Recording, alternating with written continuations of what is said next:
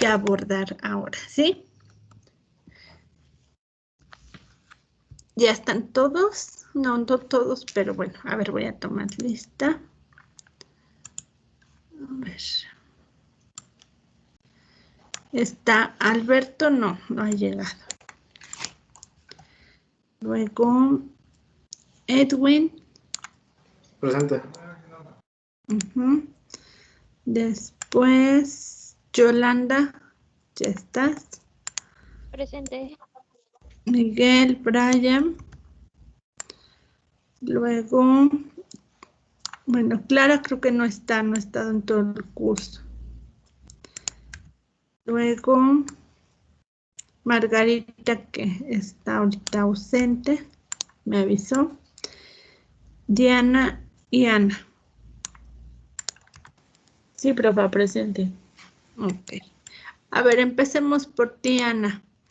¿Qué hiciste respecto a lo que estábamos trabajando el día de ayer? Desde absorción hasta distribución.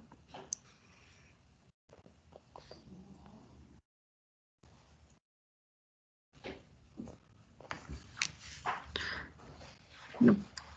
Dije Ana y es Diana. Diana.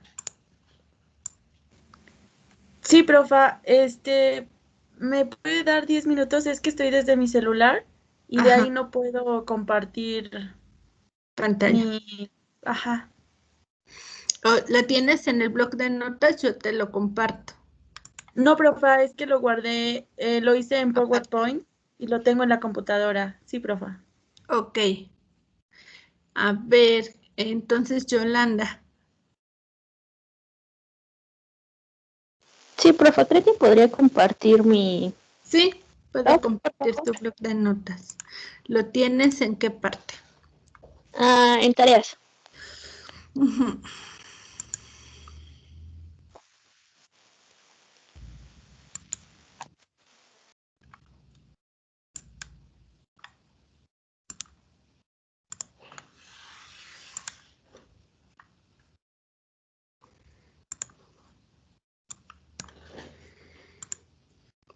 Tareas y mapa conceptual.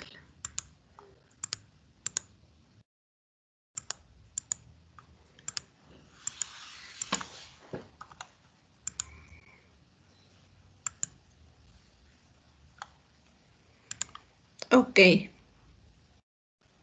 Sí, ayer hablábamos un poco de esto. A ver, voy a compartir la pantalla.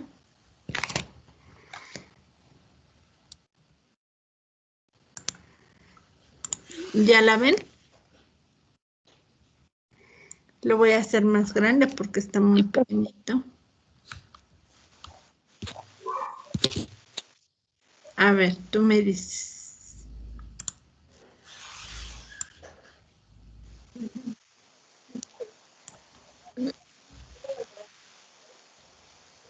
A ver, ese sería el mapa de biodisponibilidad.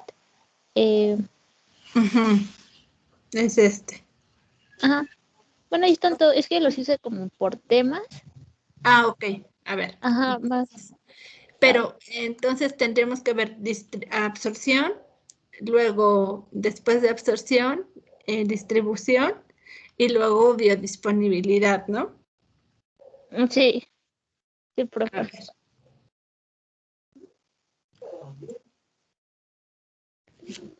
Ayer Bueno, hablamos de un poco de esto, ¿verdad? sí, de los factores físico-químicos Ujú. que modifican la absorción de un fármaco, el cual puede ser el peso molecular, va a condicionar lo que es el tamaño de la molécula. Ujú. Posteriormente hablábamos igual de lo que era la liposolubilidad. A ver, espera. Ujú. Tantito. Ya, se iba cerrando. La liposolubilidad, ajá. Ajá, lo que era su carácter ácido o alcalino, y ya eso junto con su pK condicionaba lo que era pues el grado de ionización, y ya Según de el eso, pH, ¿verdad? Del medio. sí, Y ya de estos factores dependía el mecanismo por el cual se produce la absorción, ya sea por difusión pasiva, filtración o transporte activo. Y pues además de la velocidad en la que pues este fármaco pues se va que se a puede distribuir. llevar a cabo. Sí. Dentro de todos estos factores, ¿cuáles podrían ser algunas limitantes para que se impidan la absorción? Ahora visto desde el punto de vista de que si tenemos un fármaco, si, por ejemplo, la concentración disuelta no es suficiente, pensemos desde la liberación, ¿no? O que no se absorba lo suficiente por tomarse en la comida. Quisiera que habláramos un poquito de cómo es que se puede dificultar la absorción. ¿Sí me explico? Sí, profe. Claro, depende de la vía, etcétera, pero pensemos ahorita en la vía oral. ¿Qué factores podrían incluir ustedes que limitaran todos estos procesos de la absorción? Aquí es lo normal, ¿verdad? Entonces, si habláramos de qué factores pudiesen modificar, ya algo hablábamos ayer, pero quisiera que lo repasen para que quede más claro.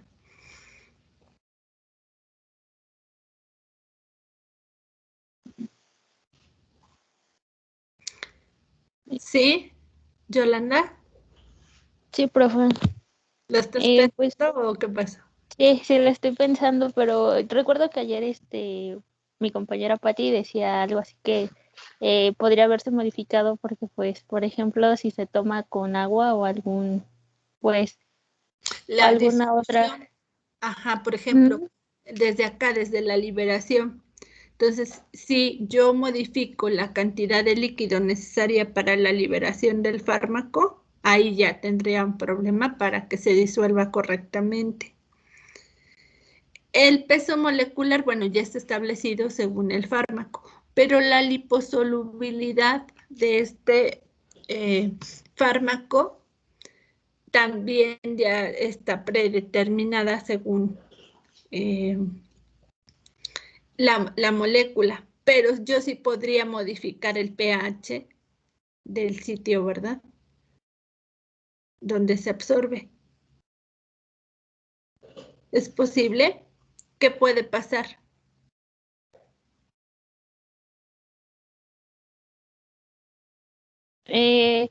Pues sí se podría modificar. Claro, en algunas patologías o algunas alteraciones se pudiese modificar el pH y eso también afectaría el proceso de absorción. ¿Qué más? Podríamos encontrar también fármacos que interactúen y formen complejos con el fármaco o impidan su absorción. Sí, también se podría ver. Incluso el vaciamiento gástrico, por ejemplo, hablábamos ayer de ese aspecto, que pudiese ser otro factor, o fármacos que interaccionen directamente, por lo cual todo este proceso se limitaría, incluso si están compitiendo por los mismos procesos de transporte, ¿verdad?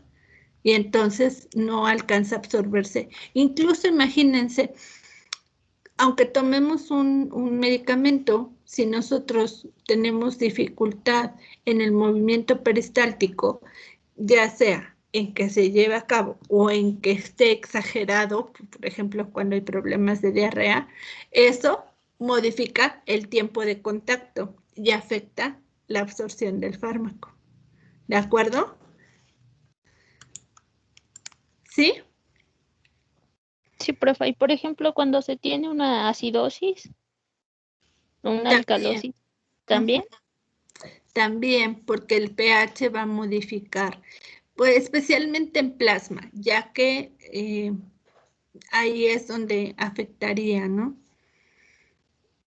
¿Qué otro efecto le estoy pensando? ¿Qué otros tendríamos? Bueno, incluso depende de la vía. Por ejemplo, si la irrigación se modifica cuando se modifique el gasto cardíaco, etcétera, pues también habrá algunas dificultades en los procesos de absorción. Ahí por eso las vías parenterales pues van a ser más útiles que las otras, ¿no? En el caso de la administración tópica cutánea, pues también vamos a tener que se tiene que atravesar diferentes barreras y solo ciertos fármacos que logren cruzar todas estas barreras, pues van a tener acceso ya o penetración. Y ahí la limitante es el coeficiente de partición, ¿verdad? Luego, pues, hay otras sustancias que pudiesen también interactuar e impedir la absorción. No sé, ¿qué otro proceso recuerden que pudiésemos pensar que se pudiese modificar?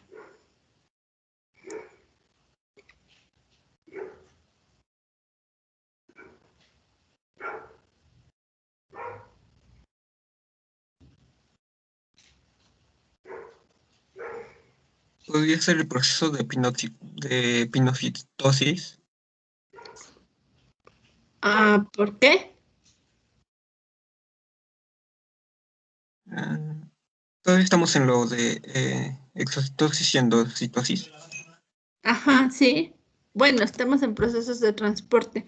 Es decir, van a ingresar estas partículas por estos procesos, ya sea endocitosis o pinocitosis, pero ¿cómo es que se pudiese afectar?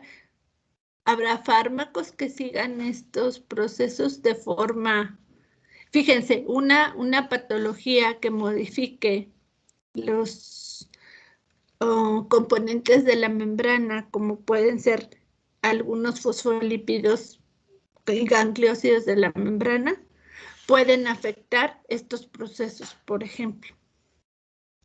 Porque al no tener los sitios de reconocimiento adecuados que el fármaco puede llevar a cabo para entrar a la célula, pues no se lleva a cabo y no se internaliza. ¿Sí? ¿Me explico? Sí, profesora. Ahora, Sí, profe. sí es importante, el pH es importante, pero de acuerdo al pK del fármaco, pero también deben de considerar el área de absorción. Para que si se da un suficiente contacto, porque si no, aquí estoy pensando en el efecto de que se modifica la velocidad o el tiempo de contacto, pues no va a permitir la entrada, ¿de acuerdo? ¿Sí lo visualizan? Bueno, el otro punto que había puesto su compañera eran las características de la preparación farmacéutica. A ver, cuéntanos, Yolanda. Bueno, aquí para que el fármaco se absorba, pues debe de estar disuelto. La preparación farmacéutica condiciona la velocidad en la que pues se va a liberar, a disgregar o a disolver. Exactamente. Y luego, pues, decíamos ya, aquí vamos a ver cómo se distribuye, porque posteriormente, de acuerdo al tipo de molécula, pues lo vamos a encontrar libre o formando complejos. Y aquí, ¿qué ponías? A ver, de las características de la preparación, ¿cuáles son? La formulación, Ya sea en solución, polvo, cápsulas cápsulas, o comprimidos, comprimidos. el tamaño de partícula, la presencia de aditivos y excipientes y el propio proceso. Sí, por supuesto que todo eso va a afectar en el proceso.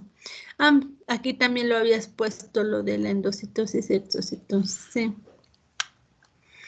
de acuerdo a que la fisiología de estos procesos se lleve a cabo normalmente, ¿no?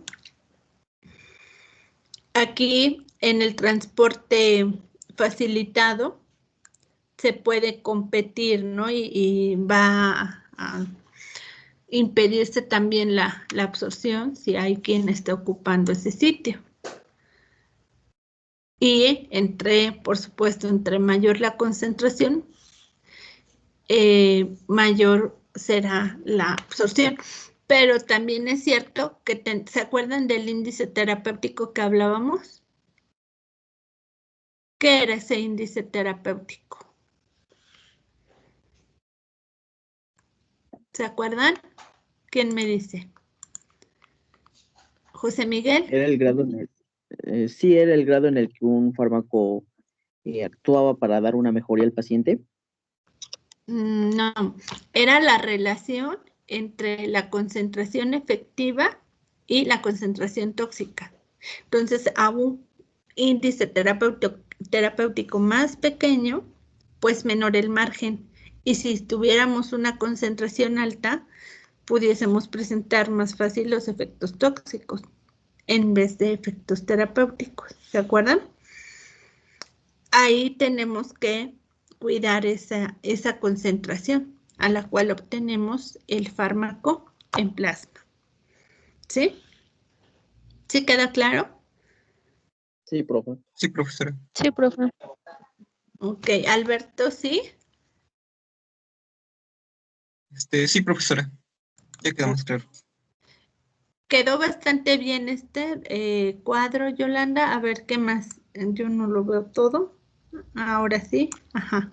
Ese sería el de la absorción. Y luego, ¿qué nos pusiste en distribución?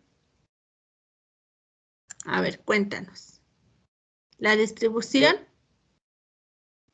Permite el acceso a los órganos en los que se debe actuar y a los órganos en los que pues se va a eliminar. Ok, es decir, va a ir al resto del organismo, se va a distribuir y va a estar disponible, biodisponible, pero también puede estar unido a diferentes sitios y a diferentes macromoléculas. ¿Qué van a determinar esta distribución? A ver, tenemos acá el volumen de distribución aparente. Ayer nos mostraste esta parte, ¿verdad? Sí, profe, ayer creo que le mostré ese mapa. Esta parte. Ujú. Sí, bueno, para los que no se acordaban del volumen de distribución aparente, es la cantidad del fármaco que se ha dado en la dosis. Aquí le pondría yo cantidad de fármaco administrada, ¿no? En la dosis determinada sobre la concentración plasmática. ¿Qué quiere decir? Que de lo que se está dando por cualquier vía, hay una relación con lo que se obtiene en plasma, ¿sí? Y esto sería como cuando lo tendríamos de forma homogénea. ¿Se acuerdan? Como si estuviera el fármaco disuelto en el total de sangre que tenemos en el organismo y por supuesto tomándolo aquí como un solo compartimento, pero se puede subdividir ya que puede haber variaciones entre compartimentos, pero todo esto solo son medidas farmacocinéticas que ustedes van a ver más a detalle en farmacocinética y en biofarmacia. Y luego hablábamos del tiempo de vida media. Así era esto, ¿verdad? Aquí le vamos a cambiar. ¿Te acuerdas que te decía ayer eso, Yolanda? Sí, profe, que más que nada que en vez de velocidad tenía que decir tiempo. El tiempo en el cual se ha obtenido el 50% de la dosis administrada en plasma y el 50% se ha eliminado. ¿Ok? Ok, en la parte de estos factores, a ver, vamos a ver si tus compañeros pusieron algo diferente. Creo que ya esto lo comentábamos ayer, ¿verdad? Sí, profe, ayer lo comentamos. Ok, muy bien. Creo que vamos bien. A ver, les voy a dejar de compartir pantalla.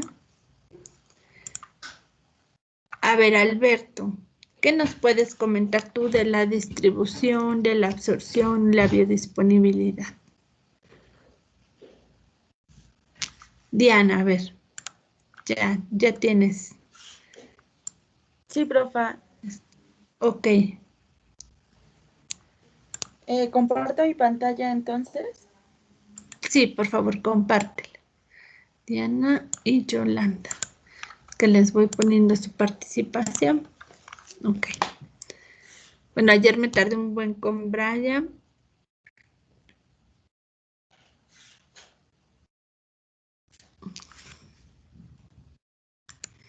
Ok, ya la vemos y la hacemos más grande. Sí, profa. Bueno, en cuanto, creo que solo sería como comentar algo para completar un poquito, porque en general, pues creo que ya todo se dijo. Pero en cuanto a la absorción, bueno, ya sabemos que es el movimiento de un fármaco desde su sitio de administración hasta el órgano blanco o hasta donde se quiera, se requiera esa acción. Entonces hay diferentes vías de administración y las puse, que es la oral, y la oral según el libro que leí se dividía de esta manera. Entonces, bueno, eh, la vía de administración más biodisponible dependía de lo que se requiera. Por ejemplo, si tienes una quemadura, bueno, pues la más biodisponible va a ser la tópica y así. Pero mencionaba que la más eficiente es la intravenosa. Sin embargo, la que puede ser controlada es la oral, porque la intravenosa se va directo al torrente sanguíneo, entonces es más difícil poderla controlar. Sin embargo, la oral, pues, es más fácil, como lo había mencionado Brian, se hace un lavado y ya. También mencionaba que la rectal es muy eficiente. Y bueno, también en cuanto a la absorción venía a un punto que era la bioequivalencia. ¿Y qué es la bioequivalencia? Bueno, un fármaco se va a considerar bioequivalente cuando, bueno, se ponen en comparación dos fármacos que tienen los mismos ingredientes, la concentración, la vía de administración es la misma, pero se van a considerar bioequivalentes cuando sus velocidades y su biodisponibilidad son las mismas o muy similares. Ujú. En cuanto a la distribución, bueno, esta distribución se va a dar en el líquido intersticial o intracelular, según las propiedades físico-químicas que tenga cada fármaco. Ujú. De ahí hay diferentes como lugares en donde va a actuar este fármaco o se va a unir este fármaco. A unir, En y este caso, bueno, ahí puede son formar complejos. Ujú. son las proteínas plasmáticas. Y una proteína plasmática o la más importante o en la que más se unen es la albúmina. Y bueno, esta es más para los fármacos ácidos. Ujú. Hay algunas otras, pero la más conocida ¿Te es la acuerdas albúmina. de la otra que mencionábamos? Que en algunas patologías, como en la enfermedad de Crohn, se incrementa la glucoproteína ácida alfa 1. Sí, aquí la mencioné, pero esa es para fármacos básicos, Ajá, sí. principalmente. Ujú. Y bueno, Sí, hay también, preferencia por los fármacos por una u otra.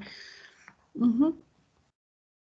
y también menciona algo de la fijación hística, que es donde se van a acumular estos fármacos en los diferentes tejidos de nuestro cuerpo en concentraciones mayores.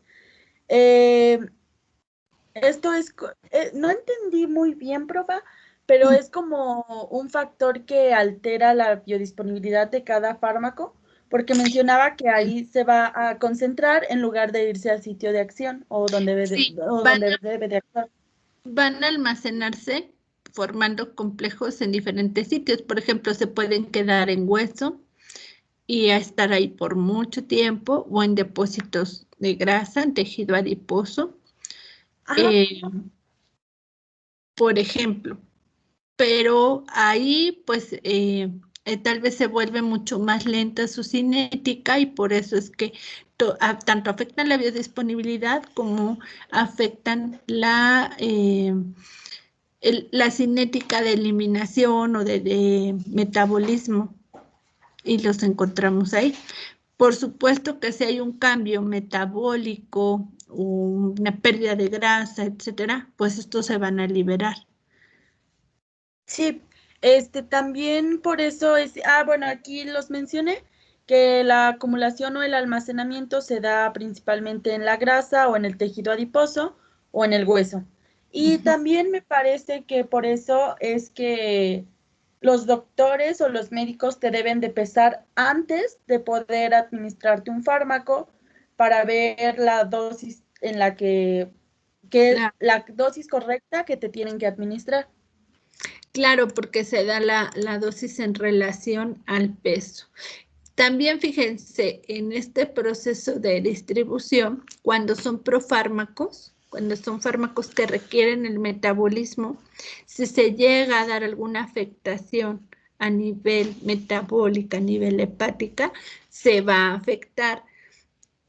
Por lo tanto, la cantidad de fármaco que se obtiene, a pesar de que la dosis sea la adecuada, y por supuesto la biodisponibilidad, ¿sí?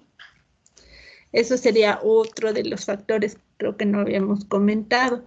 Y de acuerdo a las propiedades del fármaco, físico-química, se pueda unir a tejidos. Incluso pues vamos a ver que pueda atravesar las membranas fácilmente, como puede ser la barrera hematoencefálica, la barrera placentaria, la barrera testicular, y unirse. Generalmente las uniones son reversibles, pocas veces hacen uniones con proteínas, con lípidos de forma irreversible. Si fuera que se diera alguna unión de forma irreversible, no se queda toda la vida, todo va a depender de que haya nueva síntesis de proteína y que el efecto se revierta, pero sí hay que ver porque a veces se pueden hacer depósitos del fármaco y que pues eso limita que se dé una distribución adecuada. ¿Ok? También se pudiera generar un efecto tóxico por la acumulación, ¿no? Pero bueno, siempre por eso se tiene que estudiar no solo la farmacodinámica, sino la farmacocinética de un fármaco y así conocer cuál sería la concentración plasmática que alcanza y cómo se va modificando. Imagínense no solo con una dosis, sino con dosis repetidas de porque a veces son tratamientos crónicos, cómo se va acumulando en tejidos y cómo se va metabolizando y eliminando, que eso lo vamos a ver ya más detalle en las siguientes clases, pero todo esto es importante tenerlo en consideración si forma estos complejos de forma reversible, ¿de acuerdo? Sí, Sí, profesora. profa. Muy bien. Y también puse como algo final la redistribución, que es cuando el fármaco termina de hacer su acción en nuestro organismo. Y, bueno, como usted lo mencionó, eso es la farmacocinética. También lo puse, que es una rama de la farmacología que estudia principalmente los procesos en los que un fármaco es sometido o cómo cómo va a actuar dentro de nuestro organismo. Y ya es cuando se dividen los tres procesos, que es la absorción, distribución y eliminación. Y en cuanto a la eliminación, bueno, hay diferentes vías de eliminación, que es la renal, la biliar y fecal, y hay otras vías que no son tan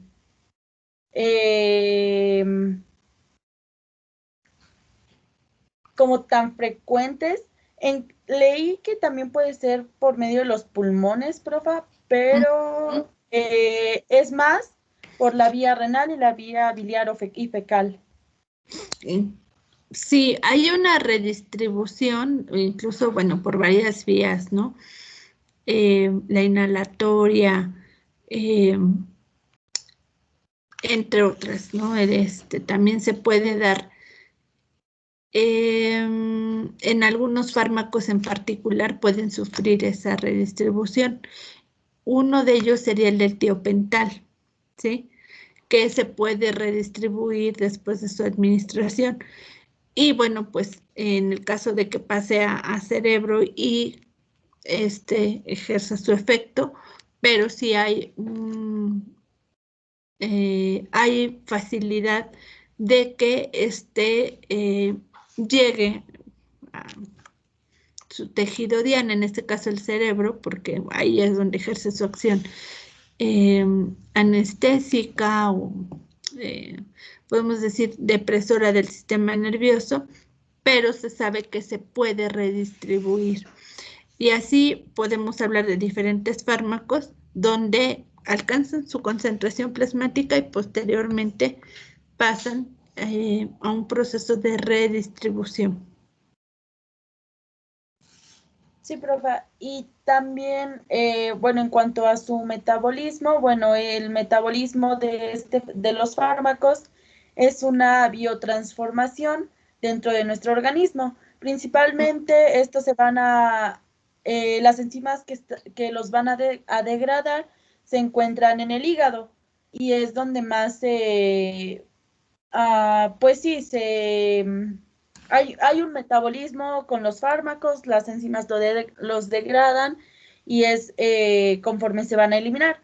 Pero hay otros lugares en donde se pueden metabolizar y es en el tubo digestivo y en los riñones, aquí me faltó ponerle, o en los pulmones.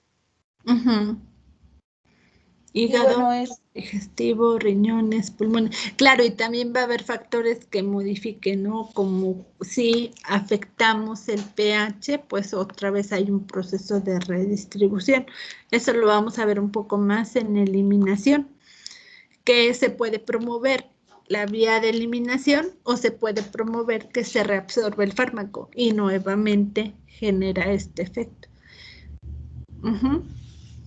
Y bueno, es todo, es lo que llevo apenas, profa, aún me falta hablar sobre la farmacodinamia y algunos puntos importantes que también mencionaba el libro.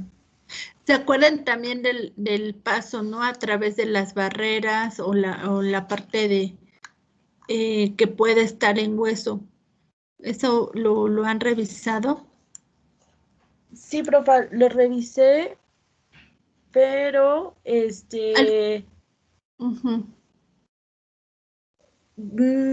a ver, es que no, lo puse en unas notas, pero no me acuerdo. Déjelo checo y le digo. Ok, en especial lo que se dice es que cuando hay afinidad por hueso es muy lento ese proceso cinético, tanto en que llega como en el proceso que se elimina. Y les decía, creo que ayer, que era por la irrigación y que es mucho más lento los procesos que se llevan a cabo ahí. ¿Sí se recuerdan? En cuanto a que atraviese barrera placentaria, pues es un proceso de ida y vuelta. No sé si eso también lo revisaron.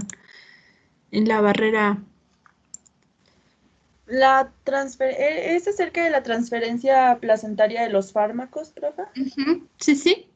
Cómo es que cruzan la barrera placentaria y pueden fácilmente distribuirse, ¿no? Y regresar nuevamente, que ese sería otro de los casos. Profa, es algo acerca de que depende de la liposolubilidad del grado de ionización de los ácidos y las bases, dependiendo de qué sea el fármaco, y también de... Ajá, y mencionaba algo de que algunos fármacos, por eso es que dicen que no es apto para embarazadas, porque pueden causar anomalías en cuanto al desarrollo del feto. Bueno, lo que sería malformaciones o efectos teratogénicos. Fíjense, un detalle aquí es que el plasma fetal es ligeramente más ácido que el de la madre. Tiene un pH entre 7 y 7,2. Por lo tanto, ahí se dice que se puede quedar por un tiempo más prolongado algunos fármacos que sean básicos. ¿Sí? Y también va a intervenir los transportadores, algunos transportadores que ya sea que limiten la entrada o que la faciliten. Y por supuesto depende de las características físico-químicas de los fármacos. Incluso también nosotros con la dieta y con diferentes exposiciones a sustancias podemos afectar cómo es que los fármacos cruzan o no la barrera placentaria. Por eso es que es como que muy delicado el dar fármacos durante el embarazo. Tienen que ser muy seguros para que pues no haya efectos, como dices, teratogénicos, dependiendo de la etapa del desarrollo fetal. Sí, profa, aparte mencionaba algo de que, como usted dice, se debe de tener mayor cuidado en estas personas, bueno, en las mujeres embarazadas, porque la placenta pues la placenta tiene muchos transportadores que, o sea, puede ser que un fármaco sea maligno, bueno, o para esa condición en la que están, y la placenta tiene ese transportador, entonces obviamente va a llegar el principio activo y va a hacer efecto en el feto. Entonces es por ello que debemos tener cuidado al administrar un medicamento. Muy bien, entonces ya casi lo tienes, nada más serán algunos detallitos que hay que revisar, ¿verdad? Sí, profa. Muy bien, Yolanda, gracias. No, soy Diana. Diana, sí es cierto, Diana. Sí, a ver. Es que moví tantito y estoy en la lista. A ver. Bueno, Brian ayer participó. Entonces, Edwin, enséñanos tú. Sí, profe, yo ayer le mostré mis dos mapas, pero ya ahorita lo que hice fue, bueno, fui haciendo anotaciones en mi libreta, si quiere le puedo mencionar, porque ayer le mostré mis dos mapas. Ok. Bueno, en primer punto, me interesó también porque no tenía anotado lo que había dicho del primer paso hepático. En este caso, investigué y vi que el primer paso hepático es una parte del metabolismo previo que le sucede al fármaco antes de ser transportado por todo el organismo. Y bueno, esto quiere decir que en este primer paso hepático se pierde un porcentaje de lo que va a ser el fármaco y por consecuente no va a llegar a producir efectos pues, tan esperados para cuando llegue a la circulación sistémica. Eso es lo que he encontrado del primer paso hepático. Y también, como andaban comentando hace un momento, vi que la piel tiene el inconveniente de que es una barrera y que las sustancias en este caso deben de ser extremadamente liposolubles para poder absorberse, en lo que era este punto. Y también hablando de la irrigación, que es un tema importante, un factor importante en lo que viene a ser la absorción de diferentes fármacos. Y en esto de irrigación encontré que ponían un ejemplo sobre la aspirina, que en este caso la aspirina no se absorbía en lo que es en el estómago, dado que es un órgano muy poco irrigado y por consecuente tenía tenía una afinidad más por lo que era el intestino. Y esto dado que el intestino cumplía con una función de irrigación mayor que lo que era el estómago. Y bueno, también venía un punto que decía, mientras mayor es la velocidad de flujo sanguíneo en el intestino, mayor sería la velocidad de lo que va a ser la absorción. También, era que cuando se administra un fármaco por vía oral, se establece una concentración en función del tiempo, porque, bueno, en lo que venimos hablando, que es la farmacocinética, todo va a depender de lo que va a ser la función que va a ser el tiempo. Y se puede decir que a tiempo cero, cuando el paciente toma una tableta o un comprimido, en este caso, en este tiempo no hay una droga en lo que va a ser en nuestro sistema, por lo que la concentración plasmática va a tener que ser igual a cero en lo que va a ser el tiempo cero. Y se puede decir entonces que a medida que se van estableciendo los elementos que van a ser absorbidos, van aumentando las concentraciones plasmáticas. Y bueno, si quiere, ahorita mientras andaba hablando, guardé unas curvas donde explica, bueno, donde puedo explicar ahorita lo que también investigué. Las puedo Ok, poner. sí, nos gustaría verlas. Yo les puse una esquemita que ayer buscaba como para hacerles así un poco de resumen en lo que tú buscas, se los voy a mostrar. Que era aquí en el bloc de notas, el espacio de colaboración, la pizarra. A ver. Oiga, profa. Sí. También podría enseñarle mi mapa. Bueno, hice un como cartel de la biodisponibilidad para que me diga si le agrego otra cosa o si así está bien. Ok, claro. Espérame, muestro este. Sí, pasa Edwin también. A ver, termina ¿Sí, entonces. ¿Sí se ve, profe? Sí. Bueno, en este caso,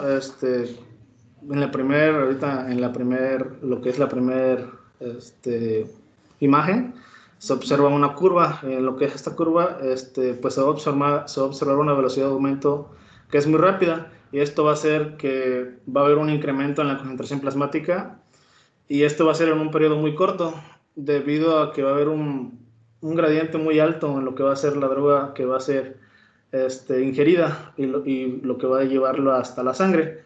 Y bueno, esto va a ser hasta que llega a una meseta, que va a estar representada como el equilibrio entre la cantidad de fármaco que va a ser ingresado al cuerpo. Y bueno, posteriormente, esta cantidad de fármaco, como se aprecia, va a tener una caída, y esto se puede observar acá, que en la absorción, pues es la cantidad que podemos representarla como el periodo de latencia, y ya posteriormente viene lo que es la fase de distribución, donde va bajando la curva, y ya posteriormente llega hasta la fase de eliminación, y todos con un periodo de tiempo diferente, dado que en el principio se está obteniendo fármaco en plasma durante la absorción, ¿no? Entre más se absorbe, más tenemos en plasma, y a la vez que se va teniendo en plasma, se puede empezar a metabolizar y eliminar.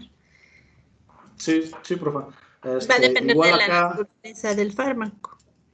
Sí, ya depende de cada fármaco. En este caso también se muestra lo que es la concentración mínima tóxica y la concentración mínima efectiva. En este caso lo que siempre se quisiera es que hubiera una concentración mínima efectiva, y por eso se hacen pues diferentes estudios, ¿no? Para ver cuál sería la concentración mínima efectiva, dado que había leído que cuando tomamos un medicamento, cuando ya hay mejoría, por decirlo así, en lo que es el paciente, se debería de dejar de tomarlo tal vez muy pocas dosis después de que ya haya un mejoramiento, dado que si seguimos ingiriendo lo que es un medicamento, podemos llegar a lo que es una concentración mínima tóxica, y es lo que no quisiéramos nosotros en nuestro organismo. Por eso Claro. se sugiere eso. Ajá. Y sí, es lo que llevo ahorita, profe. Muy bien, fíjate, esa relación es la que nos da el índice terapéutico, la de la concentración efectiva sobre la concentración tóxica. Y estos diagramas pues sí nos sirven para repasar. ¿Se acuerdan que teníamos la lectura donde nos destacaban esto, sí? Muy bien, Edwin. Vas bien, nada más era ir completando tus mapas. Y pues Sí, mis vamos mapas los voy a corregir, profe. agregando cosas que a lo mejor se nos habían pasado y que podemos ir incluyendo. A ver, les muestro este esquemita que yo encontré ayer. Es de un pequeño artículo que habla sobre cómo es el transporte y las fases de la actividad de los fármacos. Entonces, según la vía, ¿sí? Ya sea parenteral, 1, la enteral, tendremos un proceso de absorción. Ese proceso de absorción ya vimos que depende de... Aquí tendremos que poner pues todos los mecanismos, ¿no?, que se llevan a cabo de transporte, que no se llevan a cabo en la vía intravenosa, pero en todas las demás pues sí hay una cruce de membranas y una entrada. Para obtener fármaco libre, estamos pensando que aquí es en el plasma, ¿verdad? Y ahí vamos a tener que el fármaco va a empezar a interaccionar con macromoléculas, donde podríamos encontrarlo unido a proteínas, pero también que ya vamos a encontrar metabolitos de nuestro fármaco. Por otra parte, vamos a encontrar que va a preferir algunos sitios de almacenamiento, algunos receptores, ¿sí? Y, por supuesto, dependiendo del tejido, tendrá disponibilidad de estos receptores para ejercer su efecto farmacológico, ¿verdad? Dentro de los efectos que vamos a encontrar, algunos podrán ser farmacológicos, otros no, y eso lo vamos a hablar en farmacodinamia, que hay múltiples efectos. Por ejemplo, aspirina es un analgésico antiinflamatorio, un AINES, pero que va a generar múltiples efectos según la dosis, pero algunos son útiles, ¿no?, para mejorar algún daño, como puede ser el dolor, el efecto analgésico, y otros no. Y por otro lado, el metabolismo principalmente se lleva a cabo por el hígado, entre otros, ¿verdad? Otros órganos. Incluso la bilis, ¿no?, nos puede ayudar en el proceso de eliminación y, bueno, los riñones, los pulmones, como hemos hablado, y otros sitios para la excreción. Riñones sería aquí el principal, ¿no?, por medio de la orina. Y entonces les ponen aquí, la primera fase es la administración y sería la desintegración de la forma posológica, la disolución del fármaco después de una dosis. Y ahí, bueno, pues vamos a ver, de acuerdo a la dosis administrada, la vía de administración y las características físico-químicas del fármaco, así como las condiciones del organismo, va a hacer que se obtenga el fármaco disponible, ¿verdad? Y entonces es la segunda fase farmacocinética, donde vamos a observar absorción, metabolismo y excreción, además del efecto. Y la tercera va a ser donde ya genere su interacción con el receptor, pero y estaremos ahí evaluando el efecto, pero a la vez cómo se va modificando, como dicen, a lo largo del tiempo y siguiendo toda esa cinética. Este esquema me gustó mucho para mostrarles cómo es este proceso que estamos revisando, pero creo que pues a ustedes lo hicieron todavía más completo dentro de sus mapas conceptuales. ¿Qué opinan? ¿Les parece que les resume? A ver. Sí, por favor. Sí, profesora. A ver. A ver, José Miguel, tú no nos has mostrado tu texto.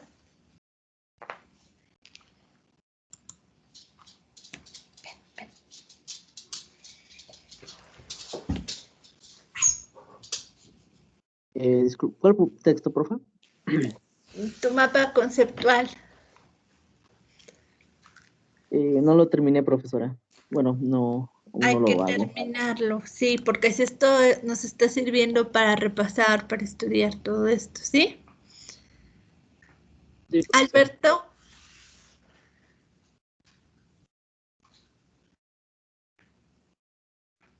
Alberto, ¿estás ahí?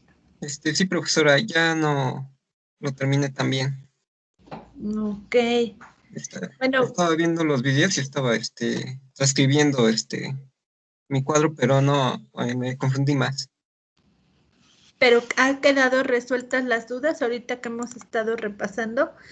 Fíjense, también Sí, profesora. otro punto, la biodisponibilidad es esta relación, también la podemos entender así gráficamente, entre la dosis administrada y la concentración, o sea, lo que se obtiene por la dosis administradas sobre la concentración en plasma. Entre más se obtenga en plasma, pues podríamos decir que pudiese generarse una buena biodisponibilidad, pero ahí van a afectar otros limitantes, como va a ser el que llegue al sitio de acción, porque no solo la biodisponibilidad depende de que esté en plasma, sino dónde tenga su acción, ¿verdad? Si es, por ejemplo, decíamos en cerebro, si es en algún órgano en particular, cómo llega esa concentración hasta ese órgano blanco y ya esté biodisponible de forma libre para la interacción con el receptor, su receptor diana. De tal manera que pues todos estos procesos de cómo atraviesa barrera con placentaria, hematoencefálica, o que sea en la barrera hematotesticular, etcétera, van a ser como que algunos puntos limitantes para su efecto, si es que ejercieran efecto ahí, sino de que atraviesen barreras para llegar al órgano blanco. Por ejemplo, si fuera, no sé, un efecto a nivel renal, un efecto a nivel digestivo o a nivel del sistema nervioso, pues ahí vamos a ver este fenómeno, ¿sí? ¿De acuerdo? ¿Queda claro? Sí. Y bueno, lo de vías de administración ya lo hablábamos, el efecto del primer paso según algunas vías de administración. Ya hablábamos también de los factores patológicos, cómo pueden afectar, ¿verdad? En diferentes procesos, incluso la falta de enzimas o al revés, el metabolismo que se incremente por la inducción enzimática de algunas enzimas pudiese también modificar la biodisponibilidad. Creo que podemos trabajar un poco más en ese punto para ver si hay algunos aspectos que nos queden por destacar en la biodisponibilidad. ¿De acuerdo? Y entonces en las siguientes clases podría empezar a hablar ya de, después de tocar esos puntos, empezar a hablar del metabolismo, ¿sí? ¿De acuerdo? Sí, está bien. Entonces, sí, profesora. hasta ahorita va todo claro, ¿va bien? ¿Les pareció bien este ejercicio de hacer el mapa conceptual para repasar todo lo que vamos revisando? Sí, profa. Sí, profa. Sí, se hizo bien. simplificado, profesora. Sí, como que está todo más organizado y ya no perdemos tantos puntos y bueno, igual les digo, la siguiente clase tocamos algunos más de biodisponibilidad, pero creo que va muy bien. Les podría dejar entonces el tiempo que resta para que terminen sus mapas, los que todavía les quedaba por completar. Y la siguiente clase empezamos con ese punto de biodisponibilidad, resolvemos dudas y empiezo metabolismo. ¿De acuerdo? De acuerdo, profe. Sí, profe. Sí, profesora. Bueno, pues cuídense mucho este fin de semana, repasen, traten de organizar esto ya muy bien para que el día de la evaluación pues ya lo tengan bastante trabajado el tema, ¿de acuerdo? Sí, profe, está bien. Sí, profesora. Bueno, revisa sus mapas en bloc de notas y pues eso sería todo por esta clase. Sí, está bien, profe. disculpe, ¿cuándo es el examen? No escuché. Tenemos, de acuerdo a nuestros sílabus, el primer examen parcial del 15 al 19 de febrero. O sea, toda la semana teníamos lo de repaso, pero les digo, puedo hacerles un pequeño repaso de lo que queda y luego trabajar metabolismo, que sería la biotransformación. y va a hacer la evaluación de la unidad 1, 2 y 3. ¿Sí? Que es esta distribución. ¿De acuerdo? Sí, profesora. Bueno, pues tenemos buen tiempo.